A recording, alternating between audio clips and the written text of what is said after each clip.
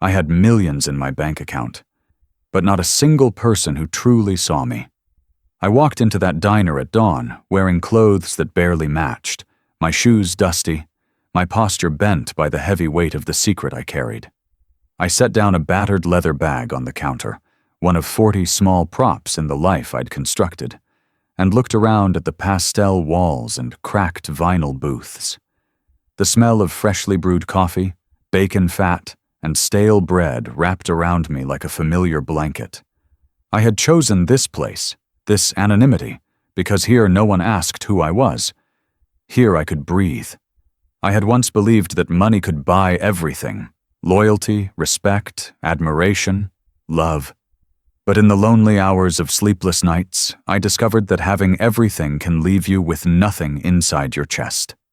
I was a wealthy man in every sense possible, except in the one that matters most. I was poor in truth, in connection, in authenticity. I spent years building empires, signing deals, giving to causes, hosting parties, and yet when I stood before a mirror, all I saw was emptiness behind my own eyes. I was surrounded by opulence, yet I felt nothing. So I fled. I left behind mansions, private jets, the gilded cages of wealth, and descended into this small town no one cared about. I traded my suits for faded denim, my driver for public buses, my schedule of investments for shifts wiping tables. Each morning I rose before sunrise, rubbed the sleep from my face, and prepared to live the lie I knew might one day save me. In this diner, I did not belong. Yet somehow I felt more real than ever before. I became the poor man I pretended to be. The irony was that freedom came only when I stripped nearly everything away. I bussed tables, washed dishes, refilled condiments, cleaned the coffee machine, tasks I had never done in my life until now. At night, I returned to a tiny rented room with a cracked window and a mattress that sagged under me. But in that simplicity, I found a hollow peace. I told myself I wasn't doing this for pity or for some dramatic confession. I wasn't performing penance. I was searching for someone who could see me, not see what I owned. I was not here to prove myself to the world, but to prove to myself that I could be loved when stripped of every label. The motivation was messy, painful, frightening, but real. Still, every day I faced a question in the silent spaces. Would anyone love me if I had nothing? Would someone care for me if I offered no wealth, no status, no advantage, only a flawed human heart? That internal question bruised me. Sometimes when I stacked plates or wiped spills, I'd glance at my worn reflection in the glass door and wonder whether this lie would become my prison. The town where I planted this false life was quiet and unremarkable.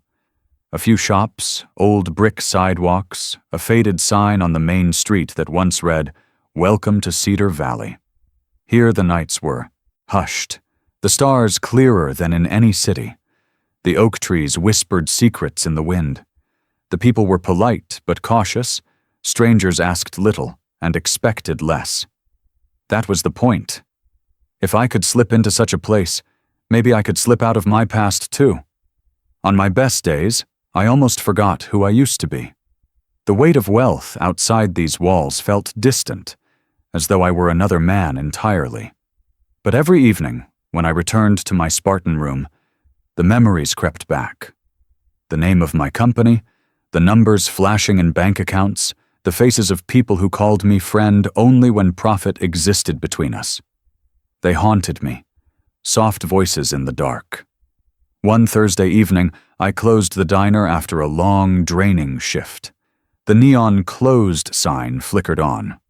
I counted my tips, scant but enough to survive. I collected dirty dishes, scrubbed the stove, rinsed sink basins.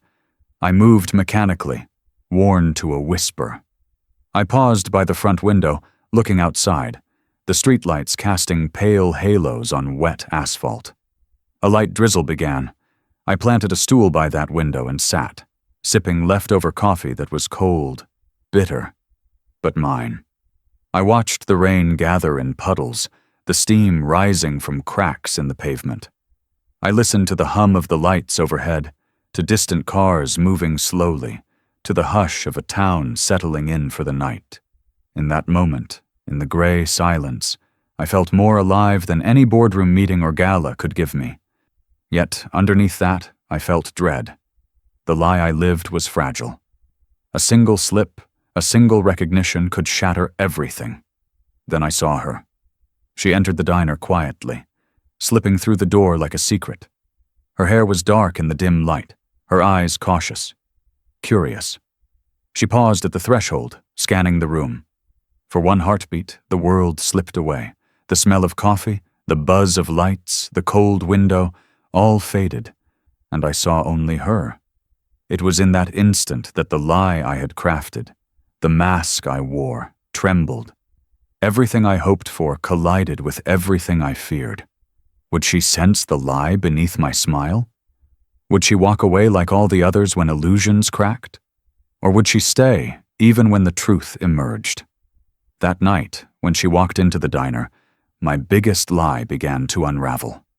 Before I vanished, I was a man everyone knew, and no one cared about.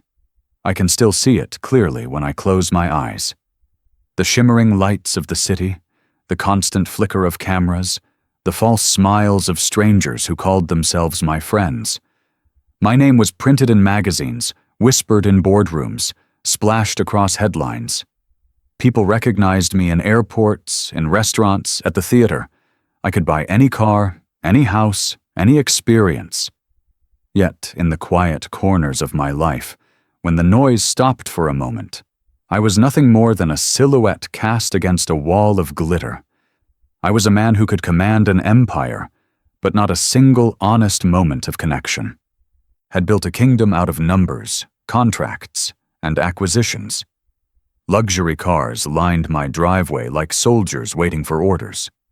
Parties at my mansion spilled over into dawn, music pulsing through crystal chandeliers, champagne spilling on imported rugs, strangers laughing too loudly at jokes they didn't find funny.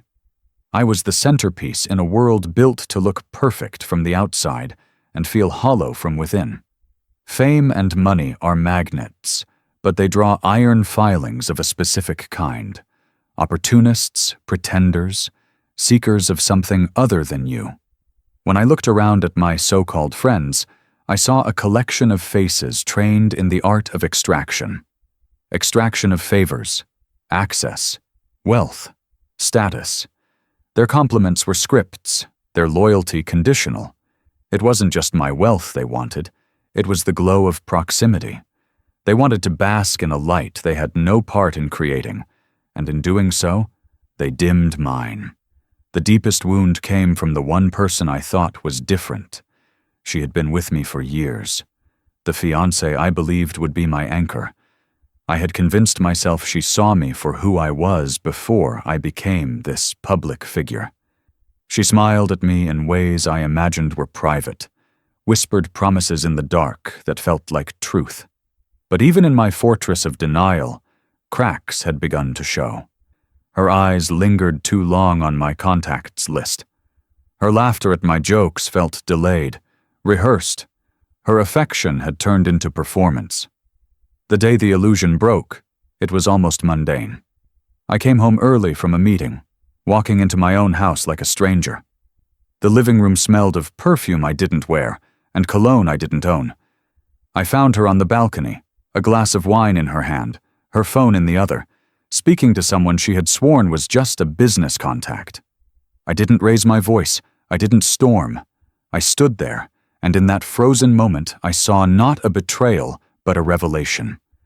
Everything in my world was transactional, even the woman I loved. She wasn't with me because of who I was. She was with me because of what I represented. That night, when the party lights dimmed and the guests left, I sat alone at the edge of my bed, staring at the skyline of a city that had become my cage. My life had turned into a performance of wealth and power.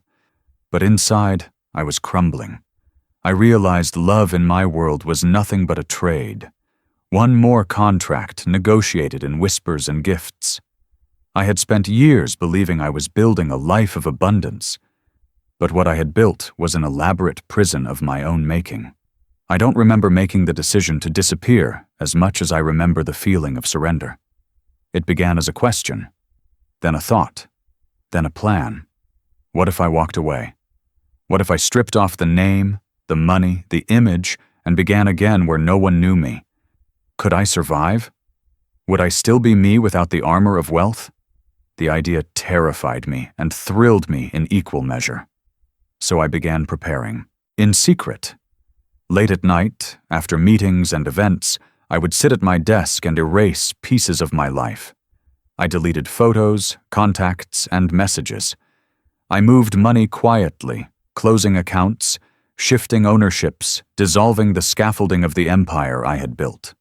It was like peeling away layers of my own skin. Some nights I cried while I worked, not because of what I was losing, but because of how much of myself had been bound up in it. The act that sealed my choice was symbolic and brutal. In my private study, lined with books and memories, I gathered the artifacts of the man I had been. Invitations, letters, photographs, gifts from people who had long since vanished from my life. One by one, I fed them into the fireplace. Flames licked the edges, curling paper into ash, turning glossy smiles and handwritten notes into smoke that disappeared up the chimney. I watched the fire grow, feeling both horror and relief as pieces of my past burned. It wasn't about erasing history. It was about releasing myself from it. Fear was my companion through every step. Fear of being found out, of failing in anonymity, of discovering that without my wealth I was truly nothing. But alongside the fear, something else grew, a fragile, almost childlike sense of liberation. For the first time in years, I wasn't thinking about quarterly reports or public appearances. I was thinking about survival, about authenticity, about the possibility of being seen. The night I finally acted, the city hummed as it always did. Neon lights reflecting off slick sidewalks, cars sliding through the dark like restless sharks. Inside my mansion, the walls seemed to lean in, heavy with memories. I packed a single suitcase, clothes, a few essentials, and nothing of the man the world thought I was. I left behind jewelry, watches, cars, paintings, everything that had defined me externally. I didn't leave a note. I didn't call anyone. I didn't tell my fiancé. I stood at the threshold of my own front door, staring at the marble floor, the gold fixtures, the silent hallways. I ran my hand along the doorframe, feeling the cold surface, and wondered whether I was stepping into ruin or salvation. My heart pounded. My palms were slick. I closed the door softly behind me, the sound echoing like the closing of a chapter. That night, I left my mansion with a suitcase and never looked back. Money can't buy peace. Sometimes you have to lose everything to find silence. When I disappeared from my old life, I didn't step into freedom. I stepped into silence so complete it echoed. The city lights that had once been my pulse were gone, replaced by endless miles of quiet roads leading toward towns too small to appear on a map. My name, once powerful enough to open doors, now belonged to someone else. I had erased myself and created a new man from the ashes of the old. That was the first lie of my new existence, that I could simply shed one life and slide into another without consequence. I remember the first day of becoming him, my other self. In a small roadside motel, I stood in front of a cracked mirror with a pair of scissors trembling in my hand. I cut my hair until clumps covered the sink, then shaved unevenly, leaving behind the rough beginnings of a beard. I changed the way I stood, the way I spoke. I practiced looking uncertain, small, forgettable. I traded the mirror of vanity for one of survival. I gave myself a new name, Daniel. It felt foreign on my tongue at first, like wearing someone else's shoes. But I needed it. I needed to vanish completely, even from myself. The clothes came next. I went to a thrift shop and bought what I thought ordinary men wore, faded jeans, flannel shirts, sneakers worn but not broken. The cashier didn't recognize me, didn't ask questions. That was when it hit me. Anonymity was both liberating and terrifying. No one cared who I was anymore. I wasn't Sir, I wasn't Mr. Grant, I wasn't anything. I was just another man in line, handing over a few crumpled bills for second-hand clothes. I took a bus to a small coastal town called Clearwater. The name felt ironic, because nothing about my life was clear anymore. The bus rolled past fields and forests, towns where strangers nodded politely but didn't pry. I carried one suitcase and an envelope of cash. By the time I stepped off the bus, my shoes were dusty, my back ached, and the salt air from the sea clung to my skin. The streets were lined with modest homes, and a diner with a flickering neon sign stood at the corner of Main Street. I didn't know it then, but that diner would become the stage of my rebirth. Finding work was humbling. My first interview was at a garage, and I fumbled every question. The manager saw my soft hands, my unsure posture, and shook his head before I finished speaking. The second attempt was at a grocery store, where the manager smiled kindly and said, "You don't seem like the type to stick around." He was right. I wasn't. Not yet. But I was learning. Finally, the owner of that little diner, a stout man named Carl, looked me over and said, "You willing to scrub floors and wash dishes?" I nodded. That was all he needed. He handed me an apron and pointed toward the back. I worked 12 hours that day, and when I stumbled into the small, rented room above the laundromat that night, every muscle in my body screamed. I hadn't known exhaustion like that before. But beneath the pain, something else stirred. A faint, raw sense of accomplishment. The first few weeks broke me in ways my old life never could. My fingers blistered, my back stiffened, my savings shrank faster than I'd planned. Every meal was rationed. Coffee in the morning, sandwiches for lunch, instant noodles for dinner. Rent took most of what I earned, and I learned to count every dollar with a reverence that bordered on prayer. For the first time, I understood the value of each coin. In my old world, money flowed like air. Now it was oxygen, and every breath mattered. There were nights when hunger gnawed quietly at my ribs, when the chill seeped through thin walls, when I questioned everything I'd done. I would lie awake, staring at the ceiling, hearing the hum of passing cars, and wonder if this experiment in humility had gone too far. I could have ended it any time. A single phone call, and my wealth would come rushing back. But I didn't, because for the first time, I felt the faint rhythm of something real beneath the discomfort. The world wasn't made of deals and acquisitions anymore.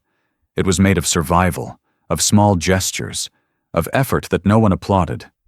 Each morning, I'd wake before dawn, pull on that same faded shirt, and walk to the diner while the town still slept. The cold bit at my fingers as I unlocked the back door and turned on the lights. The smell of stale coffee and grease greeted me like an old friend. I'd start the day in silence, cleaning counters, filling salt shakers, flipping chairs down from tables. Then Carl would shuffle in, muttering about deliveries and customers, and the day would begin in earnest. Slowly, the rhythm of that life became my peace. The clang of dishes, the hiss of the grill, the chatter of regulars, they filled the emptiness I'd carried. I learned to take pride in small victories. A perfectly wiped counter, a satisfied customer, a paycheck that barely covered rent but felt earned. The anonymity that once frightened me began to soothe me. For the first time, I wasn't performing for anyone. There were no cameras, no expectations, no image to maintain. Just work. Just quiet. There was a purity in that simplicity. I found myself laughing more, though quietly, and listening more carefully when people spoke. I began to see faces, not positions, voices, not transactions. The people around me weren't seeking to gain anything. They were just living. And in their ordinariness, I found something extraordinary. a sense of humanity I'd never known in boardrooms or luxury suites. But there were also moments of humility so sharp, they almost bled. Like the day my rent was due, and my paycheck fell short by $20. I sat on the edge of my bed, staring at the bills, panic tightening in my chest. I'd never known that kind of fear before, the fear of not having enough. I considered calling one of my old assistants, transferring funds quietly, pretending nothing had changed. But I couldn't. It would betray everything I was trying to learn. Instead, I swallowed my pride, walked to Carl, and asked for an advance. He didn't ask questions. He simply nodded and handed me the money, saying, "Pay me back when you can." It was the first genuine act of trust I'd received in years, and it nearly brought me to tears. As weeks turned into months, I began to feel something I hadn't felt in so long that I'd forgotten its shape.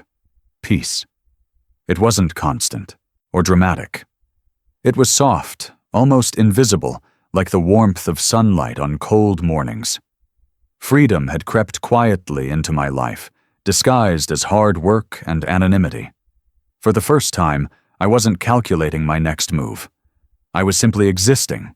I didn't need to impress, to lead, to dominate. I was learning to be human again. One evening, after closing the diner, I stepped outside and watched the sunset over Clearwater. The sky glowed with streaks of orange and violet, the ocean murmuring in the distance. The air smelled of salt and fried onions, of small-town life and unspoken stories. I closed my eyes and felt the world breathing around me. In that moment, I thought, maybe this is enough. Maybe peace doesn't come from power or success. Maybe it comes from surrender. But fate has a way of interrupting even the quietest hearts. And then, one morning, I saw her, and forgot who I was supposed to be. For the first time, someone looked at me like I was worth something, without knowing I was rich. I met her on a morning when the sky was the color of steel, and the smell of rain still lingered from the night before. The diner buzzed with its usual rhythm, plates clattering, the hiss of eggs on the grill, the soft murmur of early customers wrapped in their own routines. I was refilling coffee cups when she walked in, brushing damp hair from her forehead, her coat too thin for the weather, her steps unhurried but certain. There was nothing extraordinary about her arrival, yet something in the way she moved, quiet but assured, tired but graceful, drew my attention immediately. She sat at the far corner booth, the one closest to the window. I remember that because no one ever chose that spot. The sun hit it too harshly in the mornings. She didn't seem to mind. She opened a notebook, spread out a few papers, and began to write, her lips moving faintly as if she were reciting lines only she could hear. Her face carried traces of exhaustion, but her eyes, steady, amber, curious, held something alive. She was the first person in months who made me forget my disguise, forget the weight of the lie that had become my life. When I walked over to take her order, she smiled, not the polite smile of habit, not the transactional one customers give to staff, but a real, human smile that reached her eyes. "Just coffee," she said softly, her voice low but warm. "And maybe something sweet if you've got it." Her tone was gentle, not entitled, not dismissive. For reasons I couldn't explain, that small moment disarmed me completely. As I poured her coffee, she thanked me like it meant something. Most customers didn't even look up. She did. Her gratitude felt genuine, unfiltered. We spoke only briefly that morning, but the sound of her laugh, quiet, almost reluctant, like someone rediscovering joy, followed me long after she'd left. Over the next few weeks, she became a regular. Always the same seat by the window, always the same order. Black coffee, sometimes a slice of pie if she'd had a good day. I learned that she worked at the small library down the street, organizing dusty archives for minimum wage. She lived alone, had no car, and walked to work rain or shine. Her clothes were simple, her shoes worn, but there was dignity in everything she did. She carried herself like someone who had been broken once and decided never to let the world see the cracks. Our conversations began as small talk. The weather, the quiet town, the stubborn coffee machine that hissed like it resented being used. But soon they grew deeper. She had a way of asking questions that felt safe, yet piercing. She wanted to know what I thought about the world, about loneliness, about the strange ways people measure success. I learned that she loved reading old novels and hated the sound of people bragging. "It's always the ones with the most who talk the loudest," she said once, half smiling. "I think real wealth is in silence." That sentence stayed with me, cutting deeper than she could have known. Because in that moment, sitting across from her in my apron and worn shirt, I realized she was describing the world I had escaped, and the man I used to be. I wanted to tell her. I wanted to confess that I had once been exactly the kind of person she distrusted. But the fear in my chest tightened. What if the truth destroyed whatever fragile thing was forming between us? Instead, I built walls of omission. I told her I'd moved from the city because I wanted peace. That part was true. I told her I'd once worked in finance but burned out, which wasn't a lie, just an understatement large enough to hide behind. She never pushed. She listened the way few people do. Not to respond, not to judge, but to understand. And every time she listened, I sank deeper into the comfort of being seen without being exposed. She had a quiet humor that slipped through when least expected. Once, when I spilled coffee on my apron, she grinned and said, "You know, I think that stain suits you. It says man of mystery who can't pour." I laughed, really laughed, a sound that felt unfamiliar coming from me. It wasn't the polite laughter I'd perfected in my old life. It was unguarded, almost clumsy. And in that moment, I realized how long it had been since I'd laughed without purpose. As weeks passed, the diner became more than a workplace. It became a small world that revolved around the sound of her voice, the sight of her notebook, the way she tapped her fingers on the mug when she was thinking. The world outside, the one filled with power, luxury, and deceit, began to fade. For the first time, I felt anchored. She never treated me with pity. That was the strangest part. I'd expected people to look down on me in this new life, to see a man who'd fallen. But she treated me like an equal, not better, not worse. She respected me for my effort, for showing up, for existing. There was something sacred in that simplicity. I didn't have to prove anything, didn't have to perform. Around her I could breathe. But one evening, as we talked after closing, she said something that hit me harder than any insult could. We were wiping tables, the sound of rain against the windows soft and steady. Out of nowhere, she said, "I'll tell you something honest. I don't trust rich people.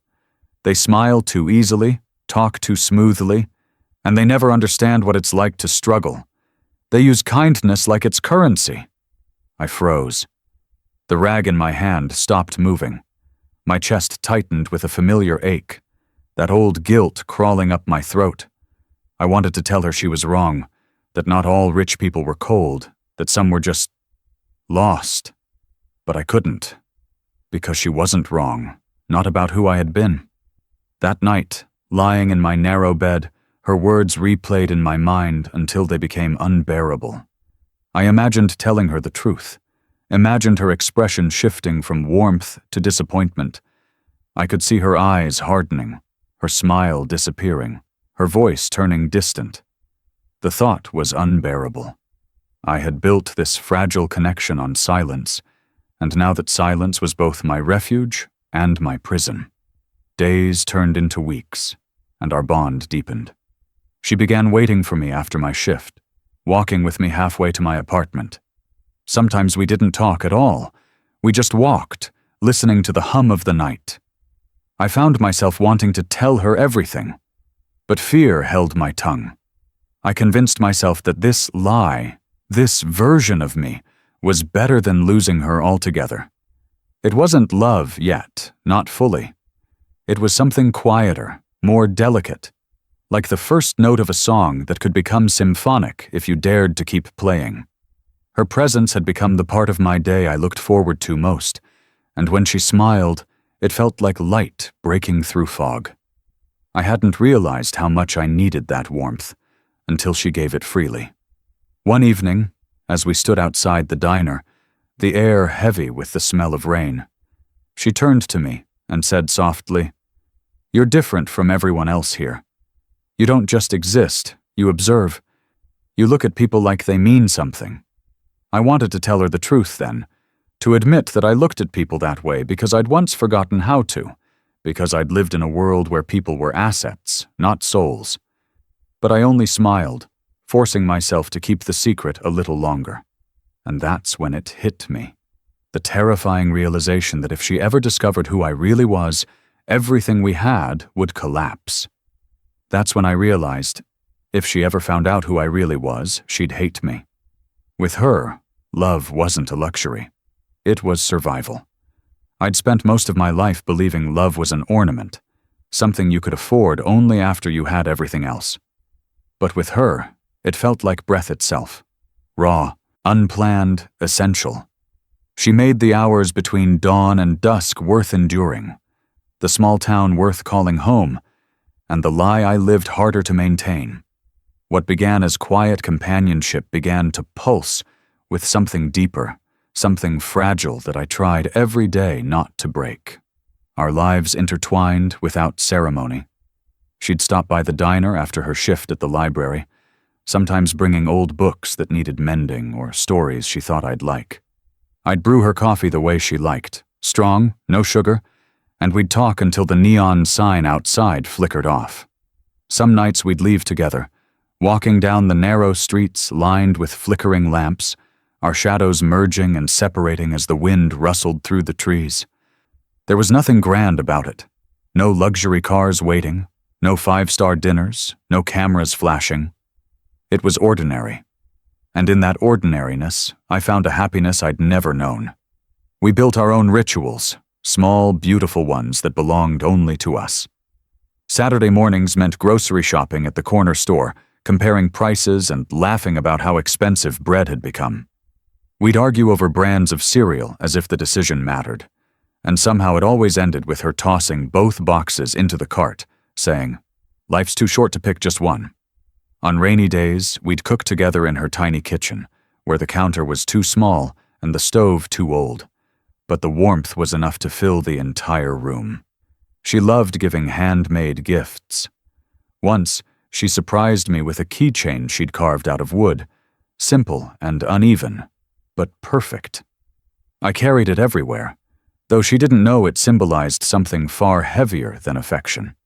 It was a reminder of the world I'd left behind, and the new one I was terrified of losing. I'd never received something so pure, something not wrapped in expectation or performance. In her eyes, giving was an act of love, not a transaction. That was new to me, and it undid me quietly. Every now and then, I'd catch myself comparing, not out of longing, but realization. In my old life, happiness had been loud. It came with applause, champagne, and flashing lights. It was measured in possessions and validated by strangers. Now it was silent, a shared glance across a dinner table, a joke whispered under the sound of rain, a hand brushing mine when we crossed the street. It was happiness without a price tag, love without pretense. And that frightened me more than I wanted to admit, because it meant I had something real to lose. One evening, as we sat on her porch, the night quiet except for the hum of crickets, she began to talk about her past. Her voice was calm, but there was a tremor underneath it, like a chord played too softly. She told me about her ex, a man who had promised her the world, only to leave her with debts and heartbreak. "He said he loved me," she whispered, staring at the chipped paint on the railing.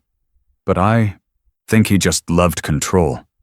Her eyes glistened in the dim porch light. "He made me feel small, like love was something I had to earn." I listened, my chest tightening with guilt. Every word she spoke was a mirror I didn't want to face. Because here I was, another man keeping secrets, another man building affection on hidden foundations. But unlike her ex, I wasn't trying to use her. I was trying to protect what we had, or at least that's what I told myself when the shame grew unbearable. That night, when she leaned her head on my shoulder, the weight of her trust was almost too much to bear. I wanted to tell her everything.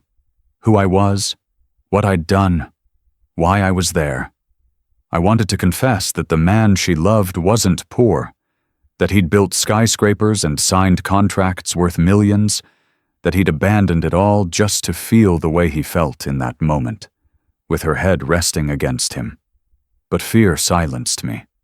The thought of watching her expression change from tenderness to betrayal paralyzed me.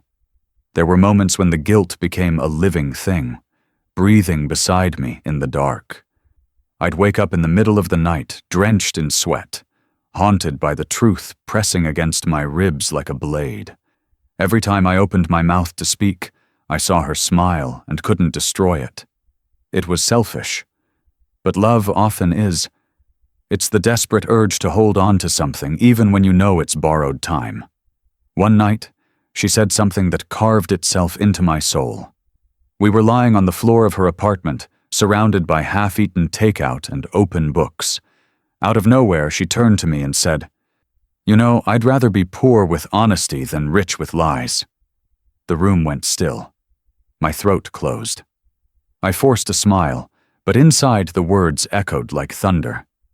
I wondered if fate had sent her to test me, to strip away the comfort I'd found in deception.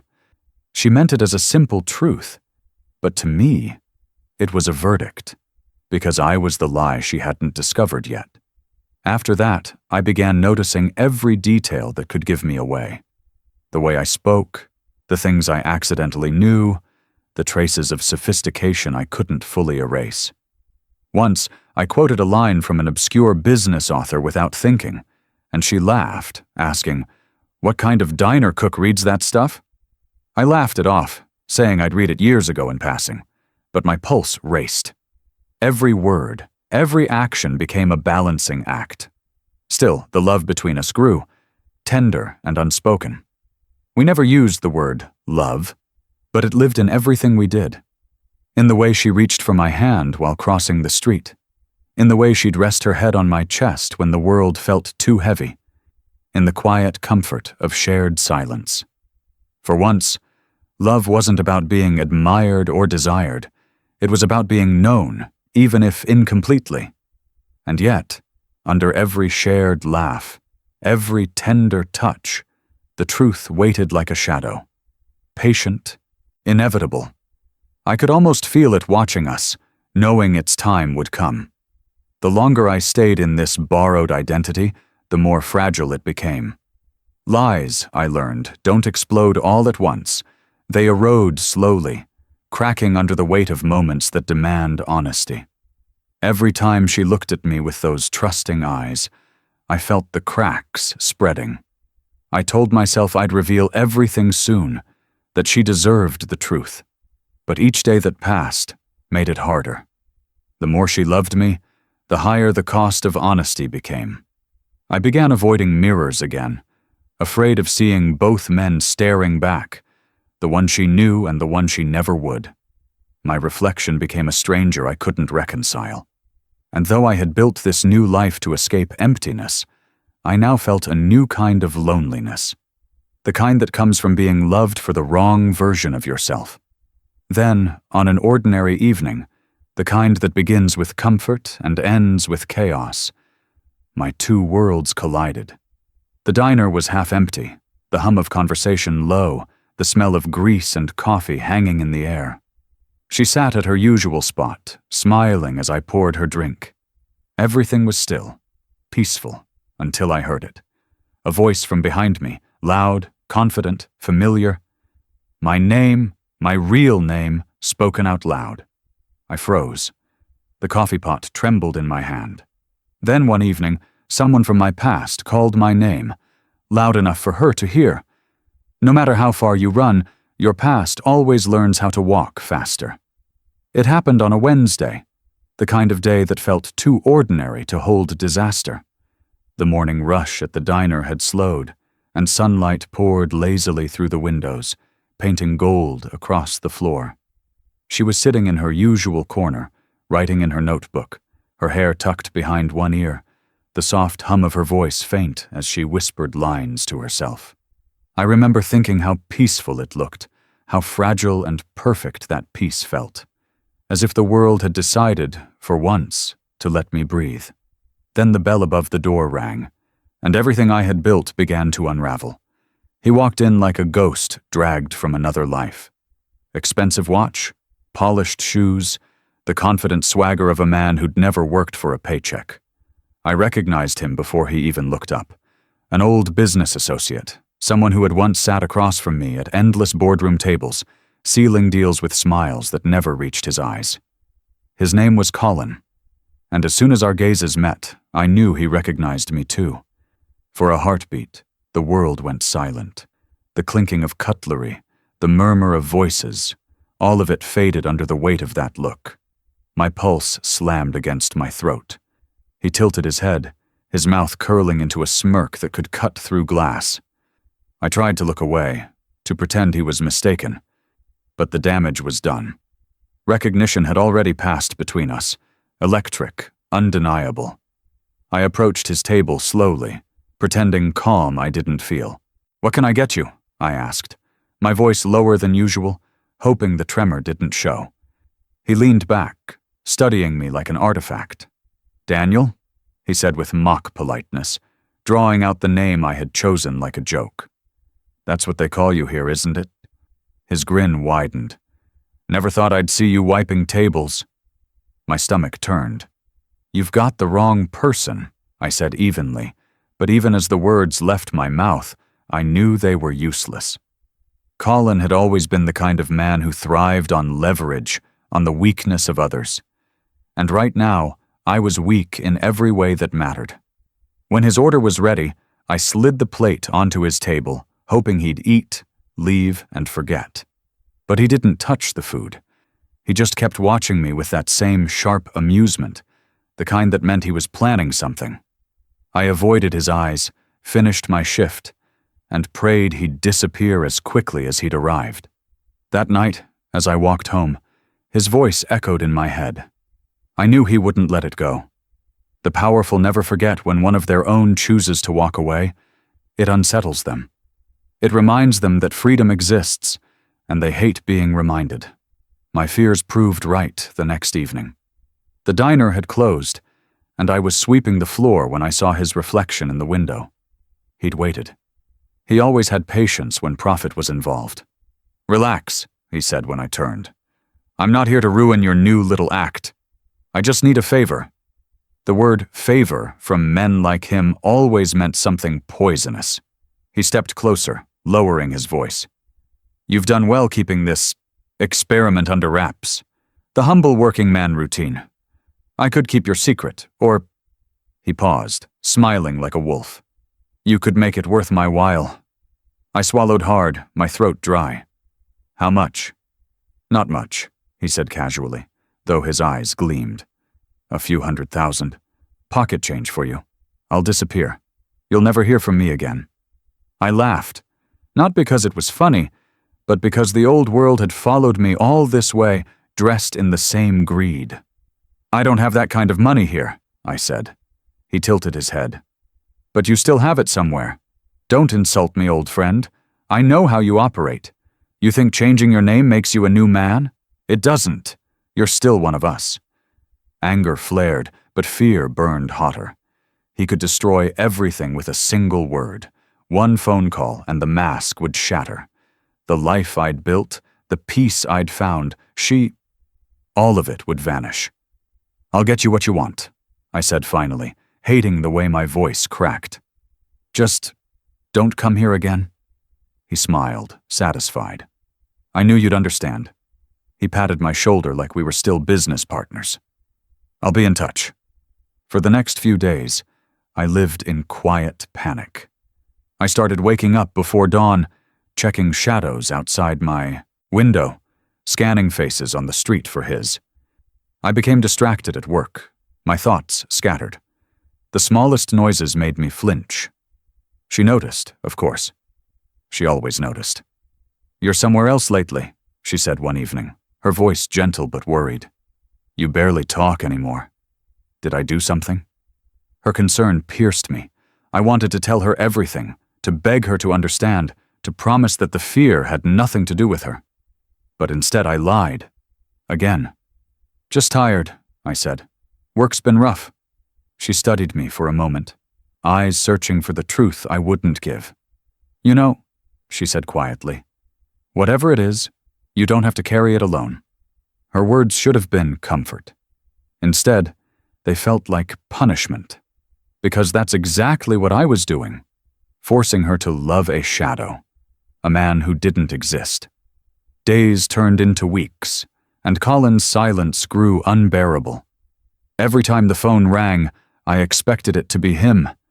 Every time the door opened, I expected to see his smirk. My nerves frayed, my temper shortened. She reached for my hand one night, and I pulled away without thinking. Her face fell, and guilt tore through me, but I couldn't stop the distance growing between us.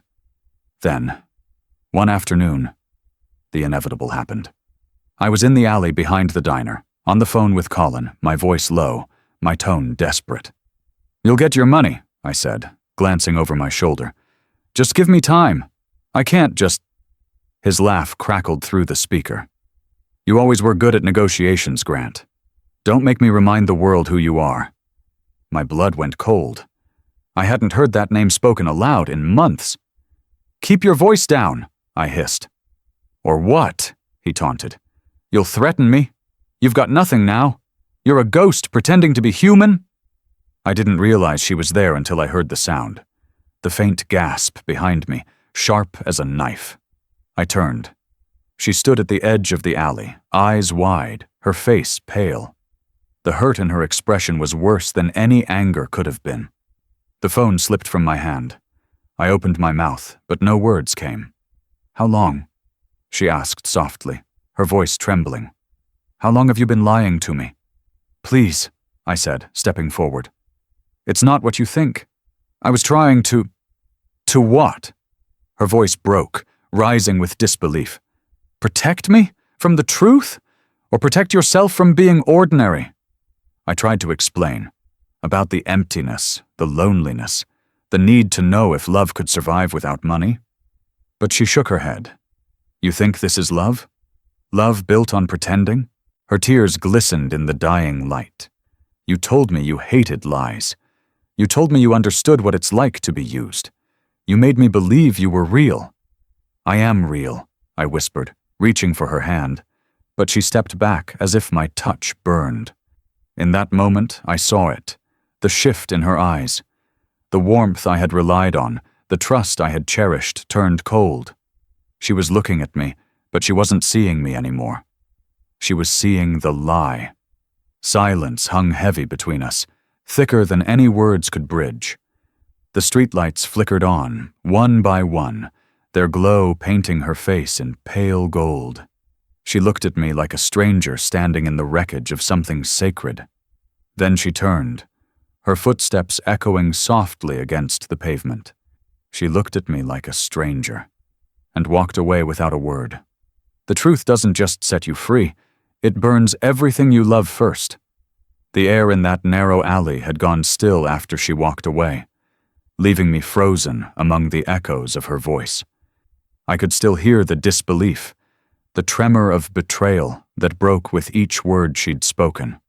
For a long moment, I didn't move. I stood there gripping the edge of the counter, watching the night close around me. The life I had built, quiet, simple, carefully hidden, had shattered in seconds.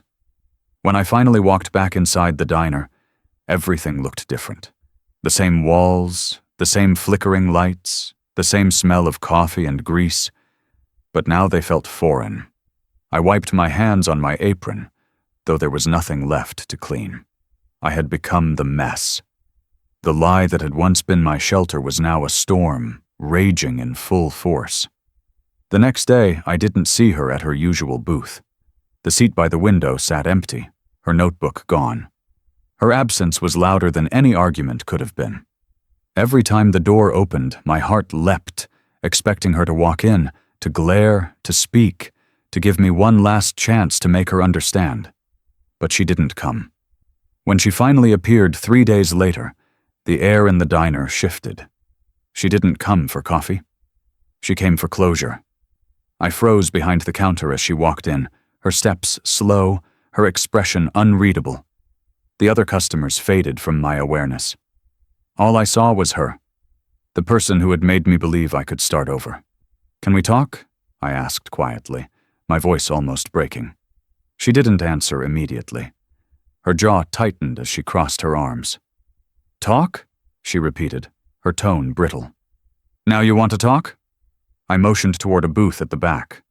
She hesitated but followed, sitting opposite me, her hands clasped tightly in her lap. For a moment neither of us spoke. The silence stretched, thick and suffocating. Finally I said, "You deserve the truth." Her eyes flashed. "The truth?" she said sharply. "You mean the truth you buried under months of lies? The truth you made me feel stupid for not seeing?" "I didn't lie to hurt you," I said quickly.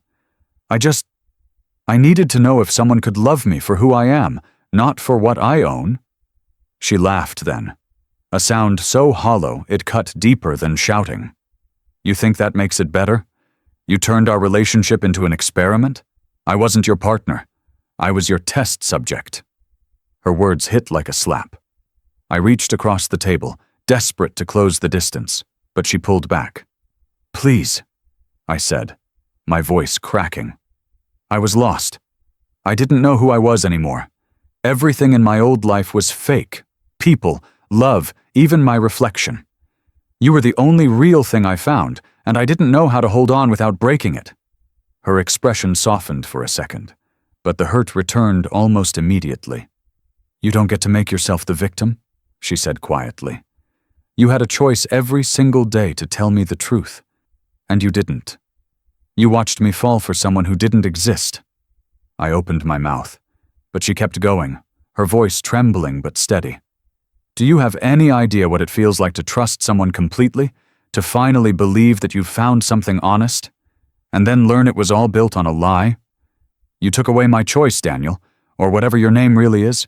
You took away my right to decide who I was loving." "My name is Grant," I said softly, the word tasting foreign after months of being someone else. "Grant Emerson." She nodded slowly. "Grant," she said, as if testing the weight of it. "The name that belongs to a man I never really knew." "I'm still me," I said, my voice low. "The man who sat with you on your porch. The man who cooked with you. The man who walked you home when it rained. That wasn't a lie." She shook her head, tears gathering at the edges of her eyes. "It was all a lie because it started as one. You built something real on fake foundations, and now you want me to pretend the cracks don't exist." Her pain filled the air like smoke. Every word she spoke burned through the small hope I'd been clinging to. I wanted to reach out, to hold her, to tell her I'd burn every dollar I owned if it meant keeping her, but I could see she was already too far away, emotionally, spiritually, irrevocably. "I loved you," I said finally, the words falling out like confession. "Every moment with you was the truest thing I've ever known." She wiped at her cheeks, her voice shaking. "Then you should have trusted me with the truth." The silence that followed felt endless. Outside, cars passed, horns echoing faintly through the glass. The world didn't stop for heartbreak. It just kept spinning, uncaring. She stood, pulling her bag over her shoulder. "I can't do this," she said, her tone final. "I can't love someone who made me part of his disguise." I stood too, heart pounding, panic rising like a tide. "Please," I said, my hand hovering between us. "Don't walk away. Not like this." She met my gaze, and for a fleeting moment, I saw the woman who had once smiled at me over coffee, the woman who'd believed I was something good. "You had everything, Grant," she whispered. "All I wanted was honesty, and you couldn't even give me that." Then she turned and walked toward the door. I followed, my voice breaking as I called after her. "I'll tell everyone. I'll tell the truth. Just stay—" She didn't stop. The bell above the door rang softly as it closed behind her. That tiny sound felt louder than thunder. I stood there in the middle of the diner, the air heavy with the ghost of her presence. The clock on the wall ticked steadily, cruelly indifferent to the ruin around it. I looked down at my hands, the same hands that had once built empires, now trembling over nothing. For years, I'd believed money could fix anything, that power could control chaos. But in that moment, I understood the one truth wealth could never teach. Some things, once broken, cannot be bought back. That night, I sat alone in my apartment, the room dark except for the light spilling in through the window. I replayed every word she'd said, every expression, every tear. I thought of the mansion I'd left behind, the empire I'd abandoned, the millions that no longer mattered. None of it could fill the hollow space she'd left. The lie that had once been my shield had become my punishment. I had wanted to know if love could exist without money, and now I knew the answer. It could, but not without truth. As the city outside quieted, I realized that for the first time in my life, I had nothing to lose, and no one left to lose it for. And just like that, she became the one thing money could never buy back. It's easy to be rich when you've never known the cost of loneliness. The drive back to the city felt like moving in reverse through time. Every mile stripping away the fragile life I had built. Every turn pulling me closer to the man I had tried so hard to leave behind. When the skyline finally came into view, I felt nothing. No excitement, no sense of return, just the quiet dread of walking back into a world that no longer fit. The mansion stood exactly as I had left it. Vast, immaculate, and cold. The gates opened soundlessly, welcoming me with mechanical precision. But inside, the silence was heavy, almost hostile. The marble floors gleamed under the light of chandeliers that hadn't been touched in months. Dust hung like ghosts in the air, and the faint scent of polished wood carried the memory of a life that had once seemed unshakable. Now it just smelled like emptiness. I dropped my keys on the counter and walked through the rooms too large for one person, rooms that swallowed sound and emotion alike. Everything was there. The grand piano I never learned to play, the library stacked with unread books, the art I bought to impress guests who never looked at it. I'd spent years building this palace for a version of myself that no longer existed. For a moment, I stood in front of the mirror in the hallway. The same mirror I used to check my reflection before stepping into the world. The man who looked back at me was a stranger. My beard was thicker, my eyes dimmer, my face drawn. The lines that had once been hidden beneath charm and confidence now told a different story, of loss, regret, and self-inflicted ruin. I had left to find myself, but all I had found was proof that without love, wealth meant nothing. At night, I tried to fill the silence. I poured whiskey into a crystal glass and walked through empty halls, pretending the clinking ice was conversation. I played music that once made me feel powerful, but it only deepened the ache. I turned on the television for noise, yet every voice sounded hollow. Even the city beyond my windows, once a living, breathing testament to success, now looked like a graveyard of neon lights. I thought distraction would save me.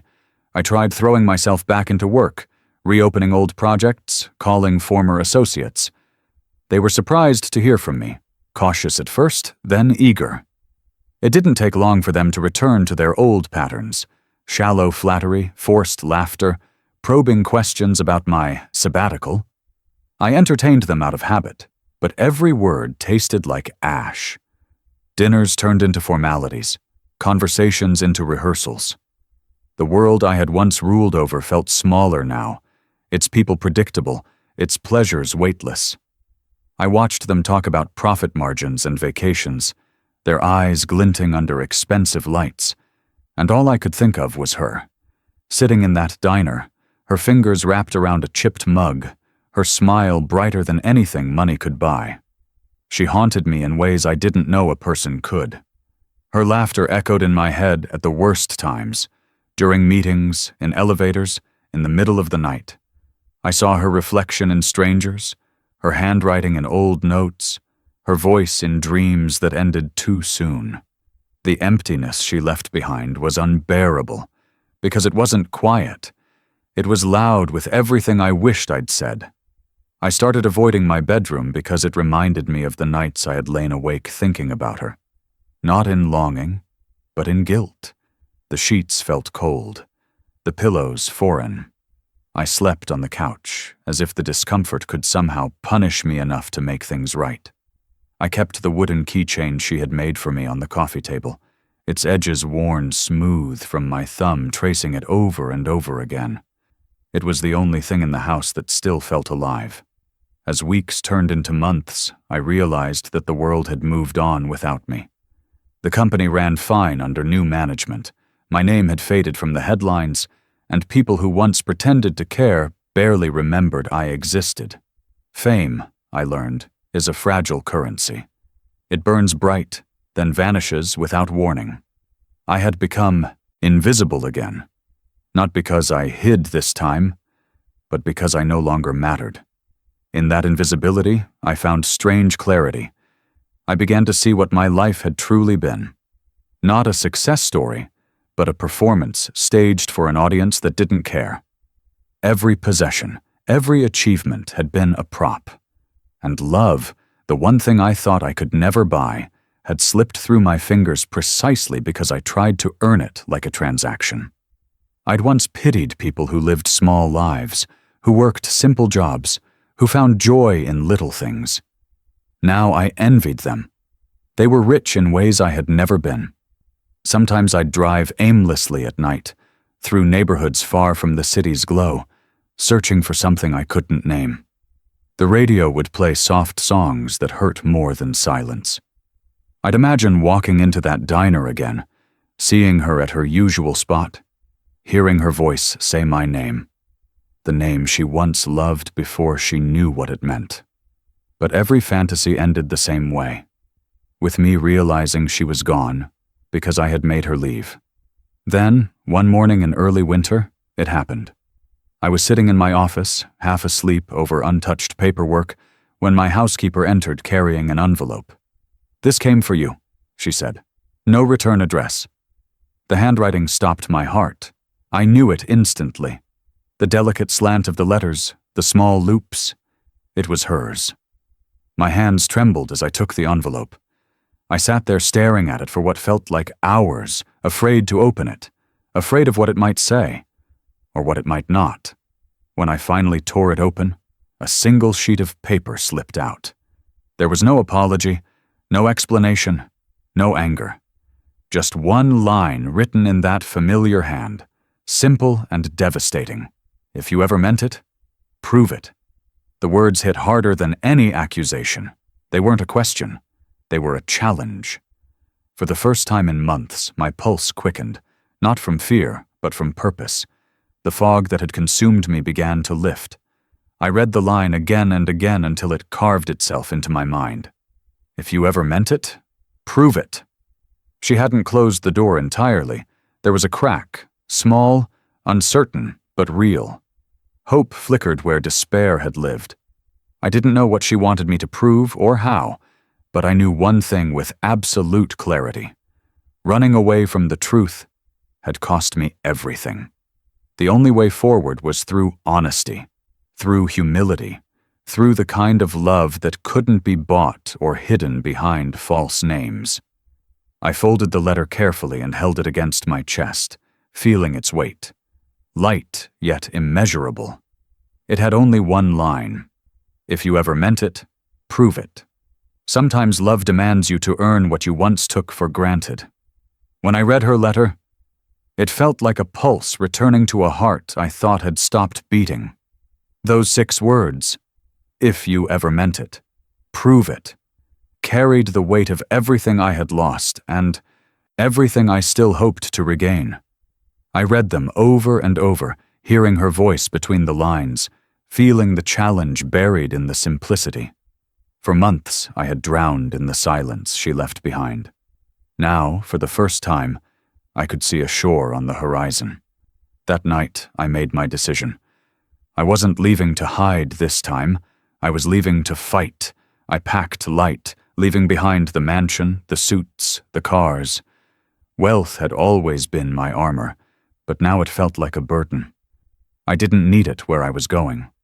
The only thing I took was the letter, folded neatly in my pocket, as if it were a compass guiding me toward redemption. It took weeks of searching to find her. Clearwater was small, but the world beyond it stretched wide, and she had disappeared quietly, without traces. I started with the diner. Carl remembered her, his eyes softening when I asked. She moved inland, he said. Took a teaching job in a little town about 50 miles from here. Never talks much about her past. A teacher. Of course she was. The thought made sense. She had always carried wisdom in her voice, patience in her silences, the quiet strength of someone who wanted to help others grow. I drove there the next morning, my old car rattling over uneven roads, the air thick with the scent of pine. The town was small, framed by fields and rolling hills. The school sat at the edge of it, a simple building with peeling white paint and a playground that looked older than most of the children who played on it. I parked down the street, my hands trembling against the steering wheel. When the final bell rang, students spilled out like laughter into the afternoon air. Then I saw her. She stood by the door, her hair tied back, wearing a pale blue dress smudged with chalk dust. She was talking to a little boy, bending down to tie his shoe, smiling gently as he handed her a drawing. The sight of her hit me like a wave, familiar and foreign all at once.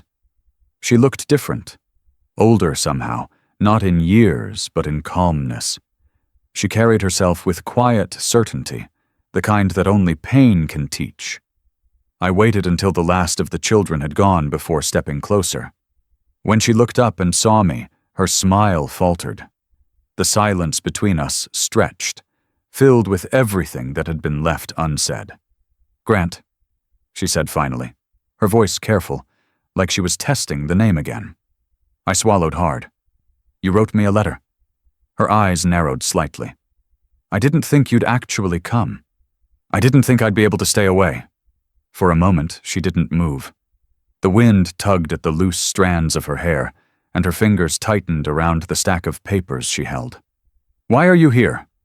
I took a step closer, heart pounding. "To prove it," I said, "that I meant it, that I still do." She studied me for a long time, her expression unreadable. "Words don't mean much anymore, Grant." "I know," I said, quietly. "That's why I'm not here with words." Her gaze flickered, the first crack in the wall between us. I didn't ask for forgiveness that day. I didn't deserve it. But I stayed in that town, renting a small room near the edge of the fields, taking odd jobs wherever I could find them. I didn't tell anyone who I was or what I had. I didn't even tell her I was staying. I just began showing up, at the school, at community events, at fundraisers. The first time she saw me again, I was repainting the fence around the playground with a group of volunteers. The kids laughed and splattered paint everywhere, and when she walked by, our eyes met briefly. I didn't wave. I didn't speak. I just kept working. It became a pattern. I was there fixing things, cleaning, helping, without ever asking for acknowledgement. Weeks passed. The walls she'd built around herself were high, but I didn't try to climb them. I just stayed close enough for her to know I wasn't leaving again. Slowly, small changes began to happen. She started nodding when she saw me. Then, one afternoon, she handed me a cup of coffee after a long day of repairs. We sat on the school steps, silent, watching the sunset paint the sky in soft oranges.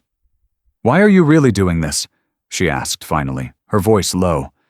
"Because I broke something I can't fix with money," I said. "And because you were right. I thought love was something to test, not something to live for." She looked down, turning the cup in her hands. "You can't erase what happened. I'm not trying to, I said. I'm just trying to be better than the man who hurt you. The air between us felt different after that. It wasn't forgiveness yet, but it wasn't anger either. It was space, the kind of space where healing begins to grow if you let it. I began to see glimpses of the woman I had lost, her laugh returning in small bursts, her eyes softening when the children told her stories. She didn't invite me into her world, but she didn't push me out anymore either. As weeks turned into months, I found meaning in the simplest acts: repairing broken desks, organizing school supplies, planting flowers by the entrance. Each task felt like a step toward something real. The people in the town didn't know my past, and for the first time, I didn't need to hide or pretend. I wasn't Grant the millionaire or Daniel the liar. I was just a man trying to make something right. She began talking to me again, cautiously at first, then more freely. One evening, after a long day, we sat beneath the old oak tree near the playground. The air smelled like chalk dust and spring rain. "You've changed," she said quietly. "I had to," I replied. "Losing you forced me to see who I really was." She nodded slowly, her gaze distant. "I don't know if I can ever trust you the same way again." "I don't expect you to," I said. "I just want you to know that I'm not the man who lied to you. Not anymore." She was silent for a long time, then said something that stopped my breath. "You know, when I wrote that letter, I didn't expect you to find me. I just wanted to believe you might try." I looked at her then, really looked, and realized that love, once broken, doesn't return the same way.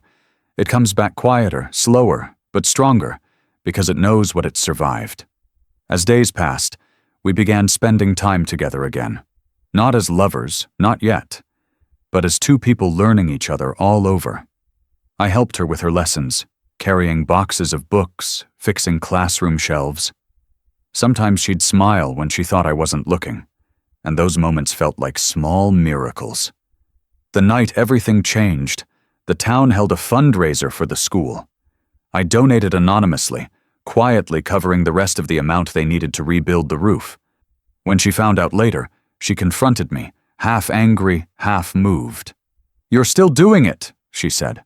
"Trying to fix everything with money." I shook my head. "Not with money, with action. I just wanted to give without being seen." Her expression softened, and for the first time since she'd walked away, she touched my hand. It was brief, hesitant, but it was enough to make the world feel right again. Then, one evening, as we stood outside the school after everyone had left, she turned to me. The sky was dark, the stars scattered like promises above us. "I believe you've changed," she said softly. "But if you want me to believe it's real, if you want me to believe us could ever be real again, then live poor again. Beside me. No secrets, no lies, no safety nets, just life. If it's real, you'll stay." I stared at her, the weight of her words sinking deep. It wasn't a punishment, it was a test, the final one. Until she gave me one final test. "Live poor again, beside me, if it's real. You can't fake love when life strips you down to nothing."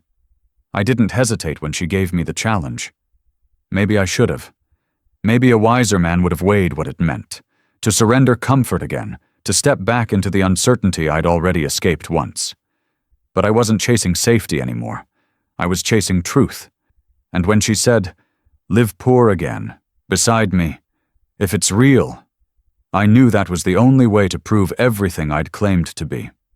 I walked away from what little I'd reclaimed of my old world, the bank accounts, the properties, the quiet wealth that still waited in the background like a ghost. I turned it all over to my foundation, locked away every access point, and promised myself I wouldn't touch a cent. I wanted to face the world on equal ground, not as a man testing love this time, but as a man earning it. We moved into a small apartment near the school, barely big enough for two people to stand in the kitchen at once. The walls were thin, the plumbing complained at odd hours, and the rent ate most of what we made. But she called it ours the first night we unlocked the door together. And that word carried a kind of wealth I'd never felt before. We split everything. The bills, the chores, the exhaustion. I found work at a local construction site, trading boardrooms for blisters, numbers for nails. The first few weeks nearly broke me. My body wasn't built for that kind of labor anymore. My hands bled, my back screamed, and my pride dissolved under the weight of humility. But every ache felt earned. Every drop of sweat reminded me that I wasn't the man who'd once hidden behind luxury. She continued teaching at the school, her days filled with noise and chalk dust, her evenings spent grading papers at the kitchen table while I cooked whatever we could afford. Sometimes it was pasta, sometimes it was rice and canned beans. We laughed about it, joked that we were gourmet chefs in disguise. The laughter came easily now, not the polished kind I'd once used to fill silence, but the real kind, messy, spontaneous, honest. Life was hard in a way that felt almost holy. There were nights when the electricity bill came due and we didn't have enough to pay it. Nights when we'd sit in the dim light of a single candle, sharing tea and stories to distract ourselves from worry. And yet, those nights were the ones that felt most alive. There was no performance between us anymore, just two people trying to hold on to something real in a world that demanded proof. I learned things I never cared to notice before: how to stretch a paycheck, how to fix a leaking tap, how to find joy in something as small as a sunrise on a rare morning off. She taught me how to live without measuring everything in numbers. She taught me patience, compassion, the kind of humility that comes only when you have nothing left to protect. Once, after a long day of work, I came home with a ripped jacket and an empty wallet. She looked at me, tired but smiling, and said, "You look happy?" I laughed because it was true. I was exhausted, filthy, broke, and happier than I'd been in years. We built our days around the small rhythms of survival. Coffee before sunrise, shared lunches when our shifts aligned, quiet evenings spent reading or walking. On weekends, we volunteered at the school, painting walls or planting flowers in the courtyard. The children adored her. They called her Miss Hope, and she lived up to the name. Watching her work with them, seeing her light up with joy at their laughter, I realized that love wasn't grand gestures or elaborate promises. It was presence. It was staying when things got hard. One night we sat on the balcony, really just a narrow ledge with two rickety chairs, and watched the lights of the town flicker below us. I told her, "You were right all along. I used to think success was about what I could earn. Now I think it's about what I can give." She smiled softly. "You've changed," she said. "But the truth is, you always had this in you. You just had to lose everything to see it." Her words settled over me like a benediction. I had spent so long trying to become someone better for her, but maybe what she wanted all along was for me to stop pretending to be anyone else. The months that followed were simple, but they were real. We learned how to argue without cruelty, how to forgive without keeping score. We learned that love doesn't thrive on perfection. It thrives on effort. Each struggle brought us closer. Each compromise built something stronger. I stopped thinking about the life I'd left behind. The cars, the mansions, the business, they felt like relics from another century. Sometimes I'd see headlines about my old company, about the new CEO making bold moves, and I'd smile. It was no longer my burden to carry. I'd traded empire for intimacy, and for the first time, I didn't feel like I was losing. The freedom in that life wasn't just financial. It was emotional. There were no secrets between us anymore, no walls to hide behind. We had nothing except each other, and somehow that was enough. I didn't fear discovery anymore because there was nothing left to discover. Every flaw, every scar, every truth was laid bare. I'd spent half my life trying to be admired, but now I only wanted to be understood. The town became home in ways the city never had. People knew us by name, not by reputation. They invited us to dinners, potlucks, small-town fairs. I became the man who helped fix things: doors, fences, roofs. It was strange, the satisfaction that came from being ordinary. It was something I had once looked down upon, but now it grounded me more than any fortune ever could. One evening, after months of this quiet, honest living, she and I walked through the empty schoolyard at sunset. The air smelled of rain, the grass damp beneath our shoes. She slipped her hand into mine and said, "You did it. You proved it." I turned to her, heart full. "Did I?" She nodded, smiling softly. "You gave up everything without being asked twice. You stayed. You worked. You didn't run this time. That's how I know it's real." For a moment, the world felt perfect, not in the extravagant, fleeting way of my old life, but in the quiet, steady way that peace feels when you finally stop fighting it. I thought we had reached the end of our story, the part where life finally stopped testing us. I thought the past had finished chasing me. But life has a cruel way of reminding you that even when you stop searching for trouble, it still knows how to find you. It happened suddenly, a ripple that began small and grew into a wave. Someone from the nearby town recognized me, not as the man I had become, but as the man I once was. A photograph on a local news site, a story about the vanished millionaire who gave up everything. The name I had, buried, resurfaced like a ghost clawing out of its grave. Whispers began to spread. The townspeople looked at me differently, some curious, some skeptical, some angry. The anonymity that had sheltered me for so long dissolved overnight. I saw it in her eyes before she said a word. The flicker of fear, of disbelief, of worry that this life we'd built might crumble again. And just like that, the peace I had fought so hard for began to tremble. But just when peace returned, the world rediscovered who I really was.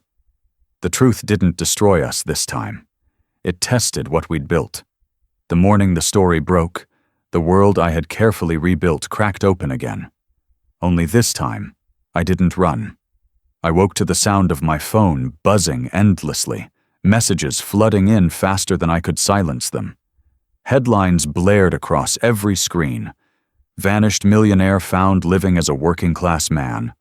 My name, my face, my past, all dragged into the light I had worked so hard to escape. At first, I didn't understand the scale of it, but when I looked outside the window of our small apartment and saw the crowd, cameras flashing, reporters shouting, strangers pointing, I knew anonymity was gone for good.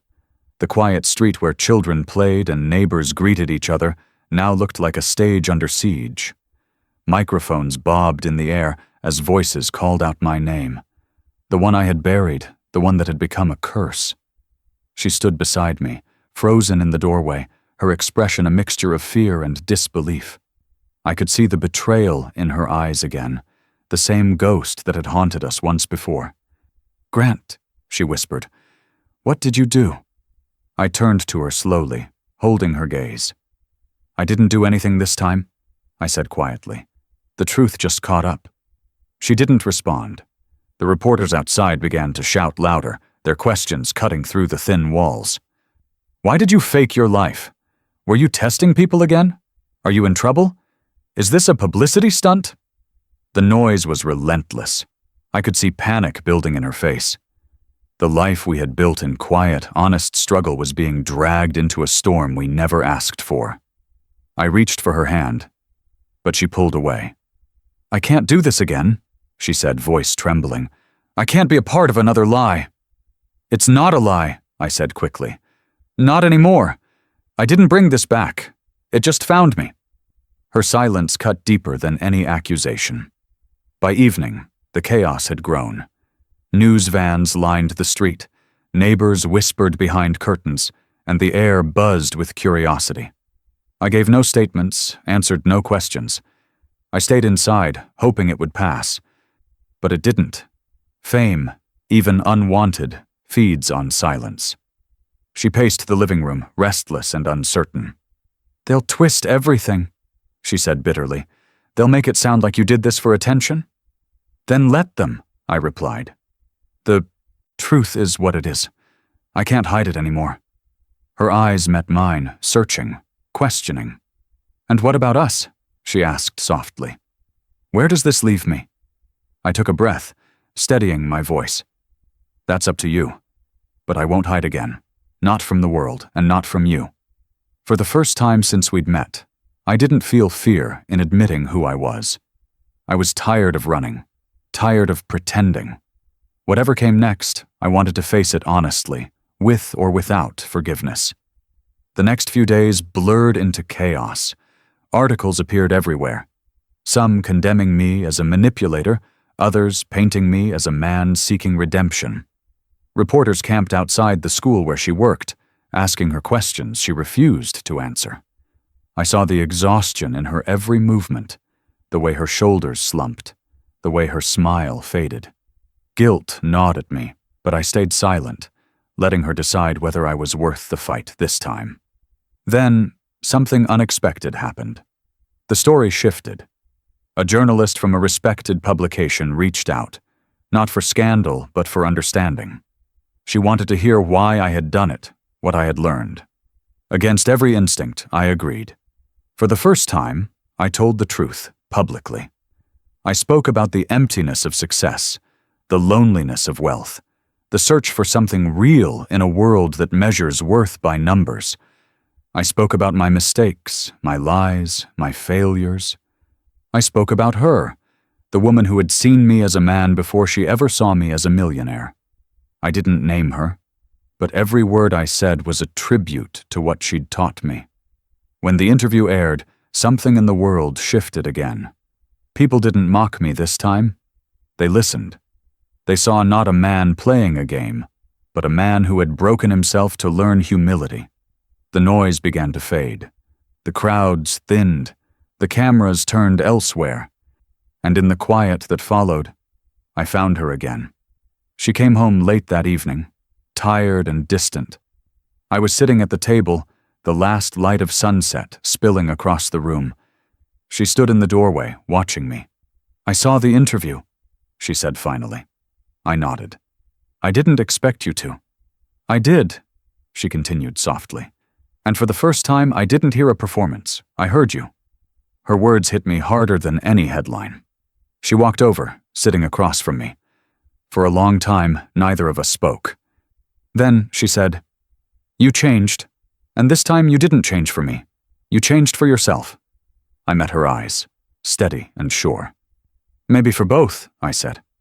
But mostly I changed because I couldn't live in the dark anymore. A faint smile touched her lips. The world knows you now, she said. The real you.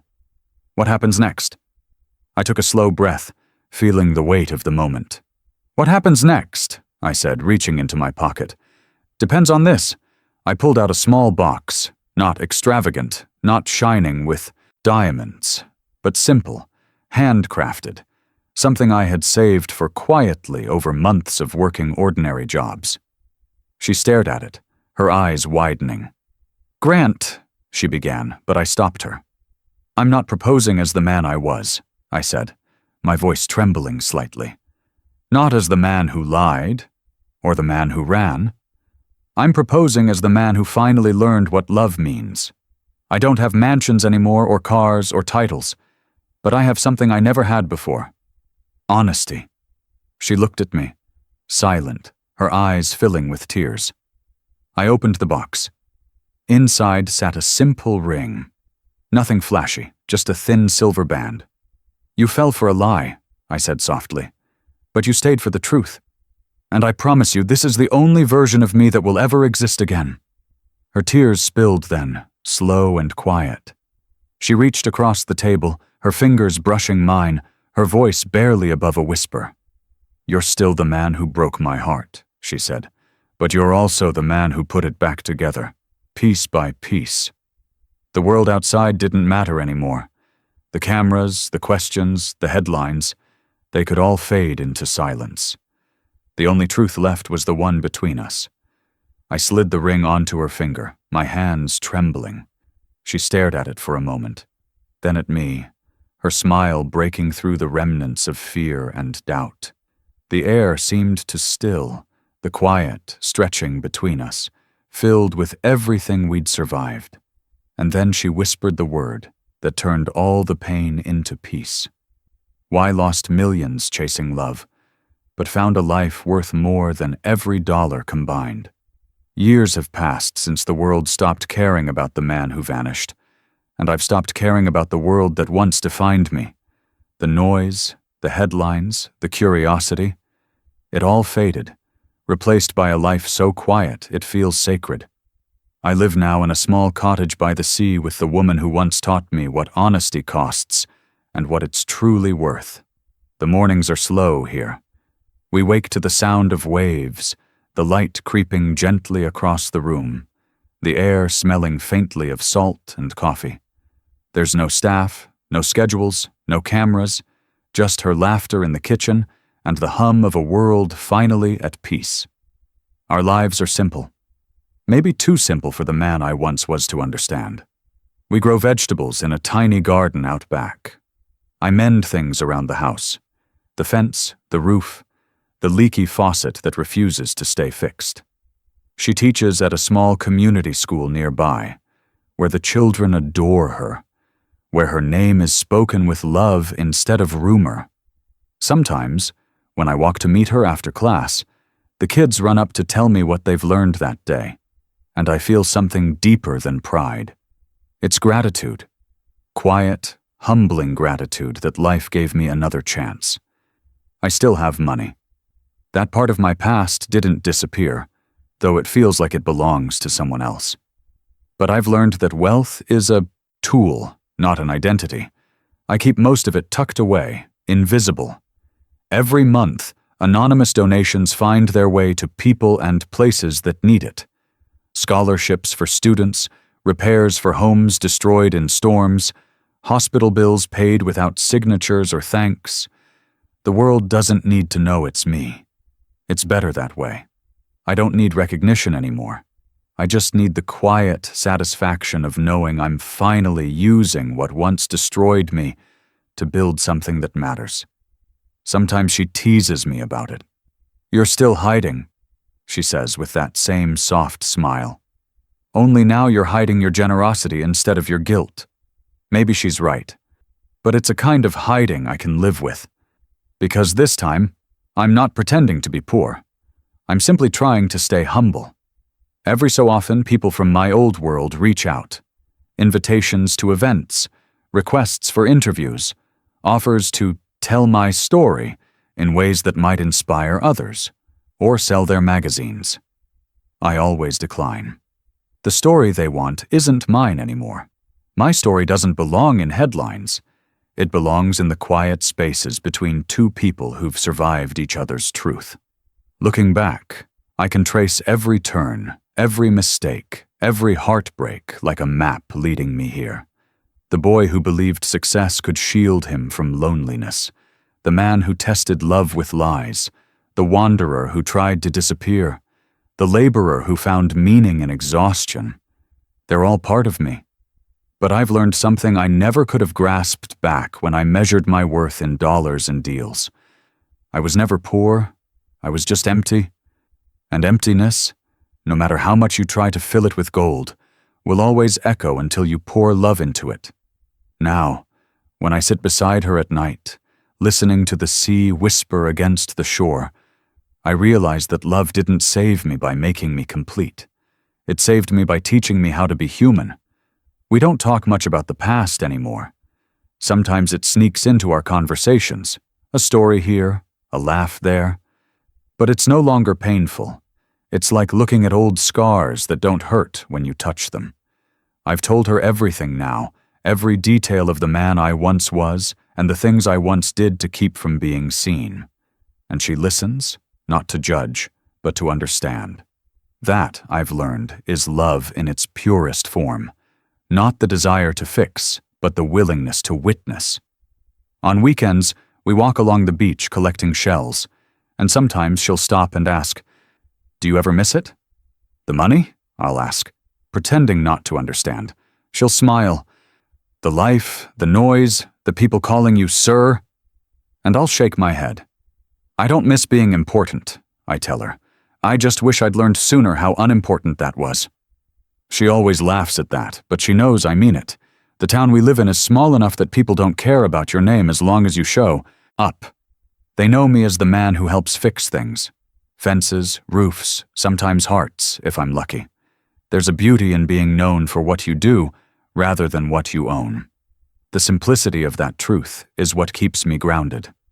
Sometimes I think about the version of me who once stood in front of a mirror surrounded by marble and light, a glass of whiskey in his hand, wondering why he felt so hollow. If I could speak to him now, I wouldn't tell him to give up his wealth. I'd tell him to give up his fear. The fear of being ordinary, of being unseen, of being loved without pretense. Because it wasn't money that made me poor. It was the absence of connection. I've learned that life measures wealth in quiet moments, not in possessions. Wealth is waking up next to someone who knows your truth and chooses you anyway. It's laughter that fills a room no mansion could contain. It's the peace of knowing that even when the world takes everything from you, love can rebuild what truly matters. Sometimes I'm asked what I'd change if I could go back. My answer never changes. Nothing. Every lie, every fall, every loss led me to the life I live now. Redemption doesn't erase mistakes. It transforms them into lessons. And the greatest lesson I've learned is that truth, however painful, is the only foundation love can stand on. There's a saying I once heard: "You can't take your money with you when you go." I think that's true. But you can leave behind the kind of wealth that can't be measured: kindness, honesty, love. I used to think legacy meant buildings and businesses. Now I know it means the people who smile because you were kind when you didn't have to be. Tonight, as I write these words, she's asleep beside me. The window is open, the sea whispering in the dark, the air cool and calm. I think of the road that brought me here, the lies, the losses, the lessons, and I feel a strange kind of gratitude even for the pain. Because without it, I never would have found the truth. Love didn't make me rich. It made me alive. And maybe that's the point of it all, to stop counting what we have and start valuing who we are, to stop chasing more and start cherishing enough. I once believed I had to lose everything to find peace. But the truth is, I only had to stop running from myself. The world still remembers me as the millionaire who pretended to be poor. But that's not the real story anymore. The real story is about a man who pretended to be poor and discovered that poverty of the soul is far more dangerous than poverty of the wallet. A man who finally understood that love isn't about what you bring to the table. It's about what you're willing to share when the table is empty. So yes, I lost millions chasing love. But I found something worth infinitely more. A life built on truth, humility, and the quiet kind of joy that doesn't need witnesses. I once pretended to be poor to find love, and ended up richer than I ever imagined. "Hen," she whispered. Yes, I knew. I'd finally earned the love I once tried to buy. If this story touched something deep inside you, tell me what part hit the hardest. Would you walk away from everything for a chance at real love? I want to hear your truth in the comments. Don't forget to like this video if you believe love is still the richest thing we can find in this world. Subscribe for more stories that remind us. Money fades, but humanity doesn't. Your support keeps these real, raw stories alive.